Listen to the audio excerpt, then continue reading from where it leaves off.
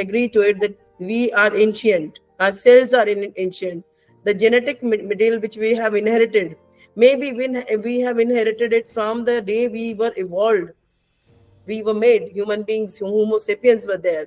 So it's not for today's of world. So our brain, our body, our cells, they have a different memory, and we act according to that. Who knows how many of us work on that, in our previous generations, as you were talking, that doctors become doctors, or the engineers' sons become engineers, or something like that. They follow the same traditional family professions.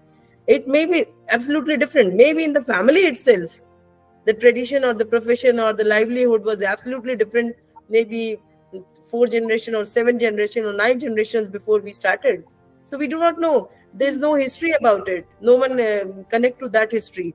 So that even if a child is opting for some different occupation or profession, maybe somewhere down the lane, if we go back in the generations back, that profession was there in the family.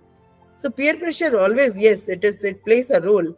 But this genetic material also, I strongly agree that this also plays very important role.